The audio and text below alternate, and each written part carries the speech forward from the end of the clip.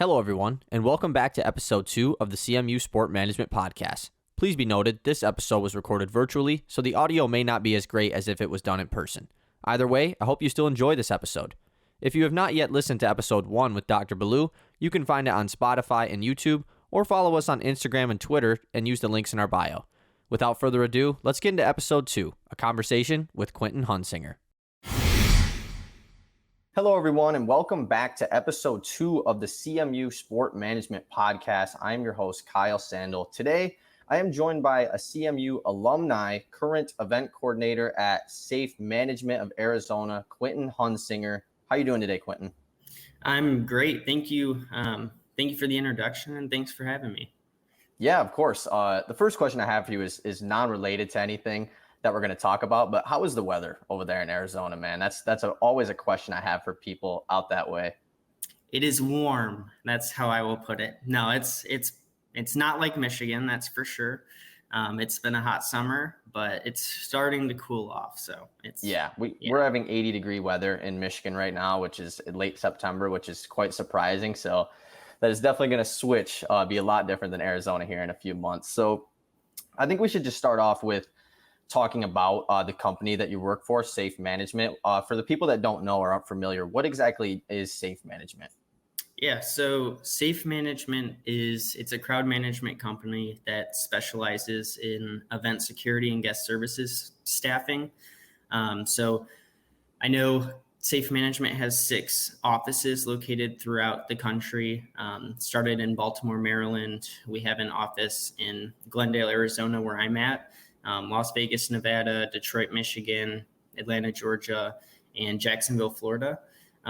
So 6 different offices, and then we're pretty much based out of some NFL stadiums, and then we support a variety of other venues throughout those areas.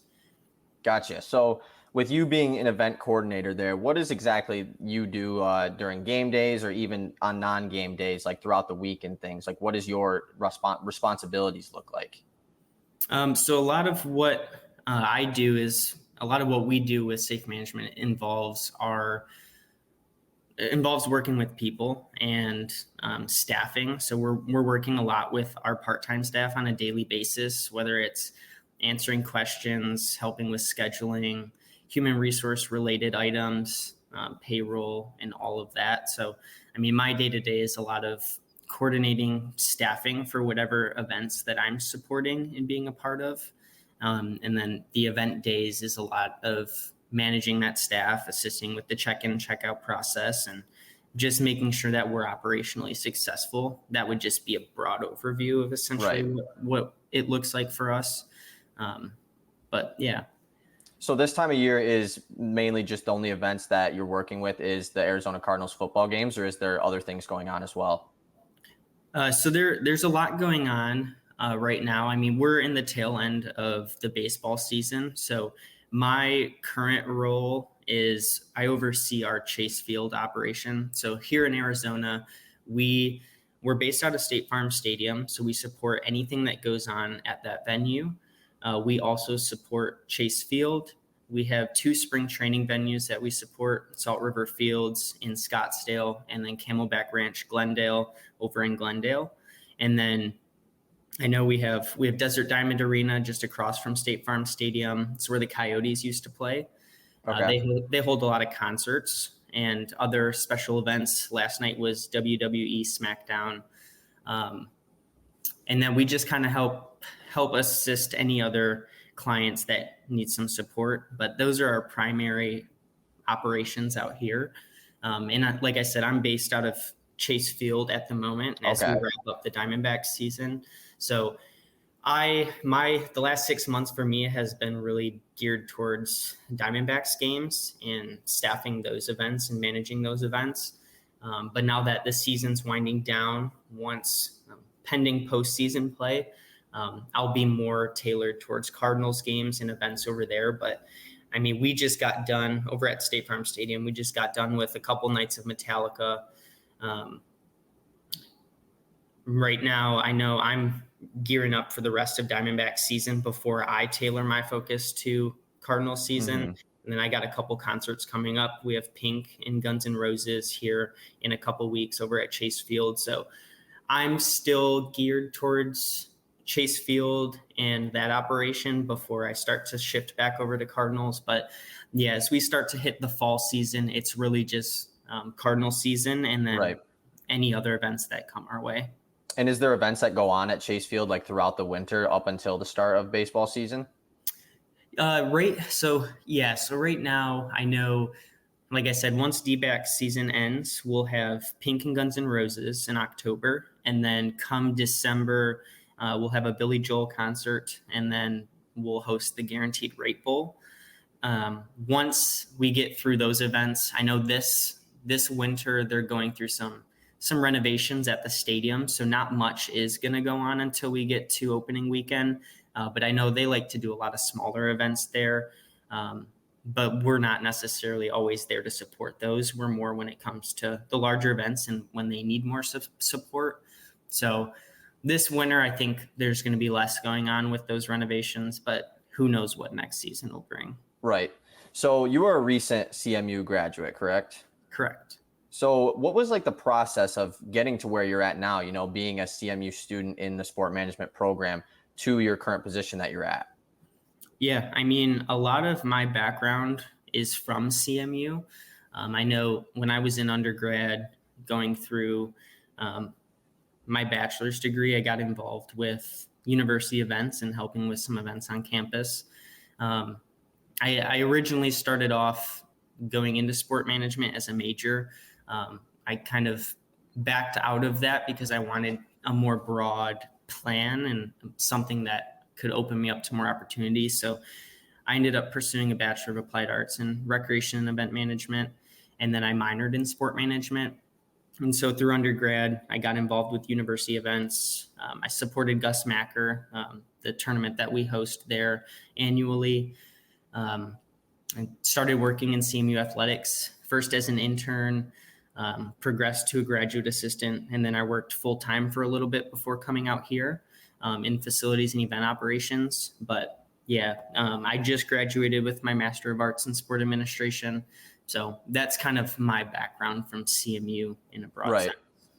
Yeah, and I was actually going to ask you, like when you first entered the sport management program, did you picture doing something like this? But obviously, you said you went into event management and everything. So it kind of seems like it took you towards the right path. Yeah, and when I started at CMU, going into college, I knew I wanted to work with sports because sports has been my background my entire life. But as I was going through the program, I didn't want to just get stuck having to work in solely sports. So from there, I was trying to navigate what exactly I wanted to do in the industry, and I ended up wanting to get involved with events. And so that's why I kind of pursued a different degree so that I had a more broad background to open the doors a little more. But I still knew I wanted that sport background because I knew that sports is an industry that I'd really enjoy working in and I didn't think I'd get sick of. So that's kind of what led to the avenue I took. Right. So what do you think when your time at CMU, like what were some skills or at least advice from people that you worked with there or professors that kind of help you currently in your day or helped you get to where you're at?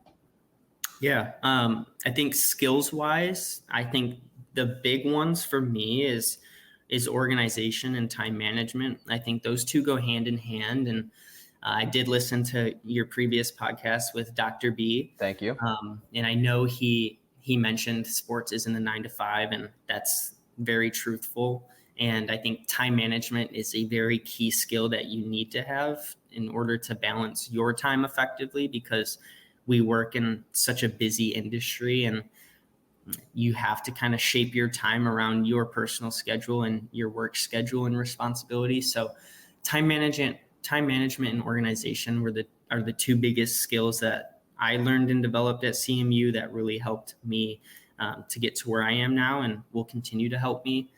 I do think having those relationship building skills is key as well. And I think CMU does a good job of allowing you to get those skills. But when it comes to advice, I'd say the biggest piece of advice that kind of sticks with me today is from one of my professors in my undergrad, Tim Ottoman, otherwise known as T.O. He would always say, it's not about what you know or who you know, it's about who knows you.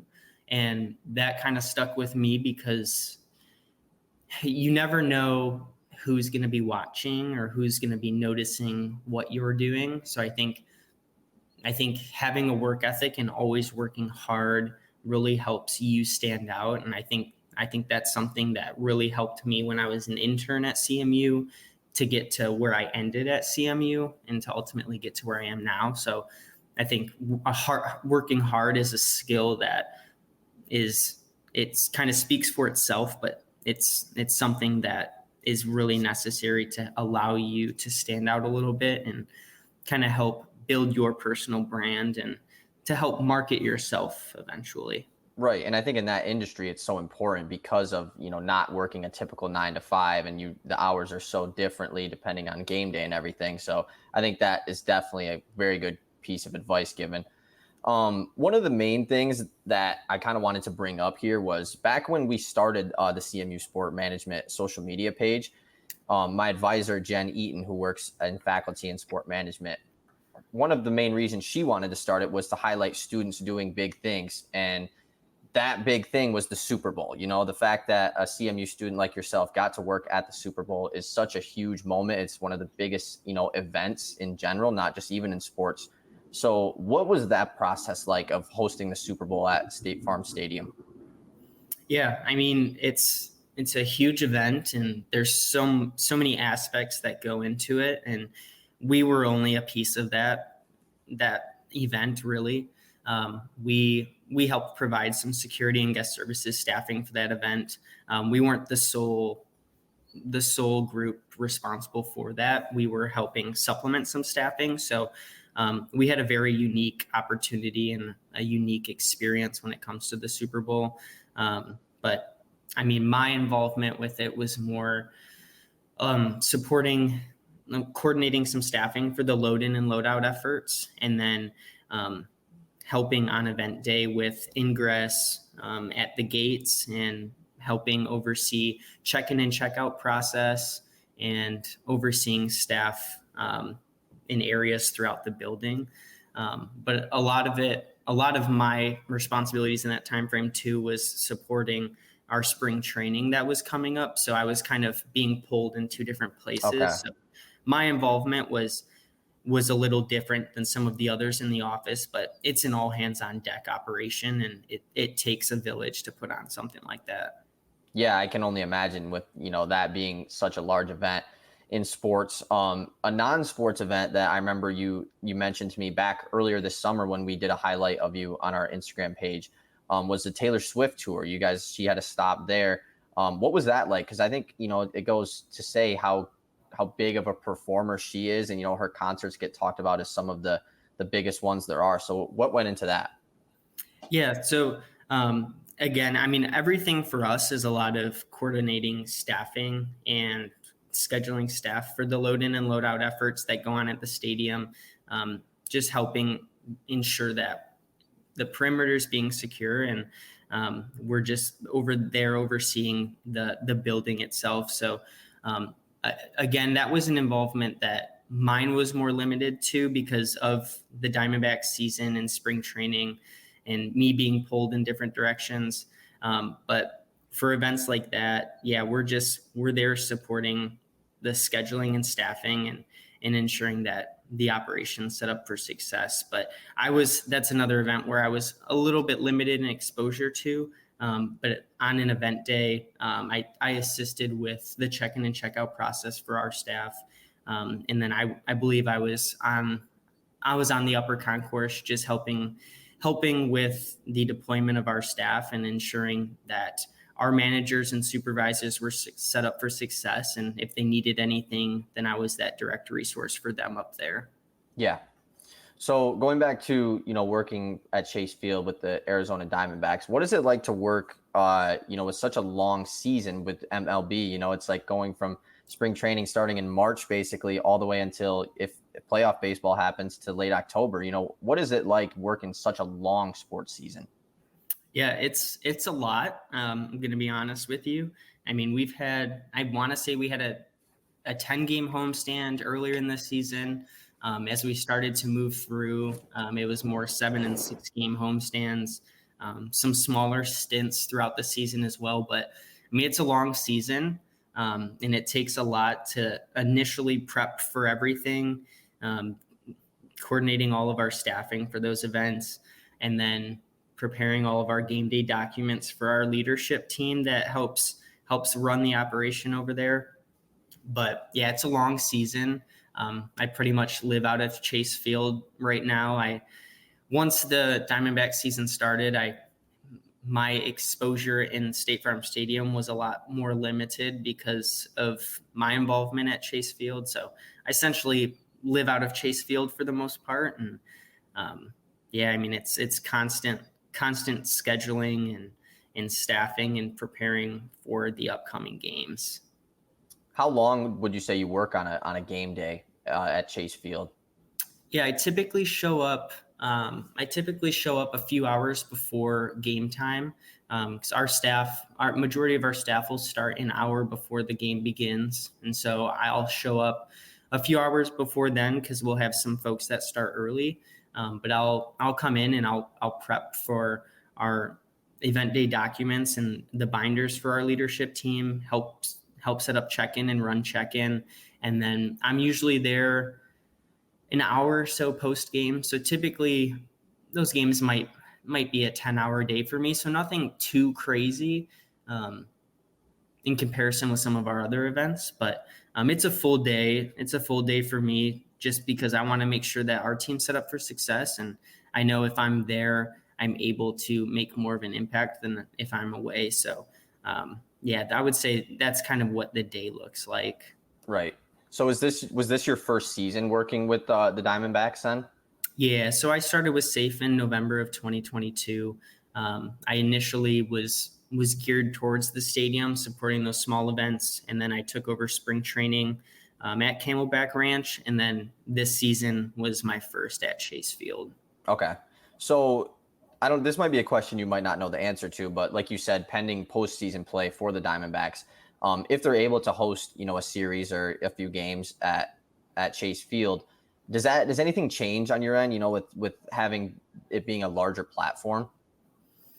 No, I don't think anything necessarily changes in the initial rounds of playoffs. And again, like you said, I don't necessarily know right now, but it doesn't sound like much will change. I think we expect a more passionate fan base to attend those games because of the stakes at play. But in terms of the normal operation there, nothing really would change as far as I'm aware. But I think if we were to make it far in the postseason, I'm sure activities might pick up in that area, and there might be some more activations that go on. But at this point, I think it's too early for me to tell. Right. Yeah. And there's, still a week or so left in the season. So obviously we're rooting for the Diamondbacks to get in there because that'd be another good experience.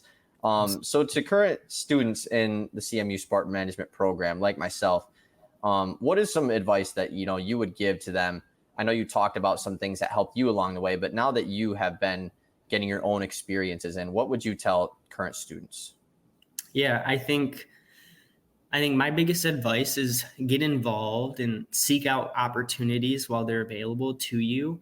I think CMU has a really good foundation for sport management students and any students to really get involved early. And I know the athletic department has plenty of opportunities to get involved, whether it's paid or unpaid. And I think in a position where you're going through the program and you may or may not know what you want to do, I think just getting involved is going to help you figure that out. But I think it's going to help get you exposed early so that you gain that experience and you learn a thing or two, whether it's something you like to do, don't like to do, or you learn more about yourself as a young professional. So I think just seeking out that opportunity while you have it is really important before you leave college and you start your career. I think just try to get a head start while you can and just work really hard. You never know. You never know who's going to notice you and what may come of an opportunity. So I think it's just getting out, getting experience, and taking opportunities while you have the time. Yeah, and I think the staff in our program does a really good job of relaying that information as well. Even from the first intro classes, those same things are said to all the students, that it's just about getting experience, getting involved, joining SMA and everything. So, how old are you, if you don't mind me asking?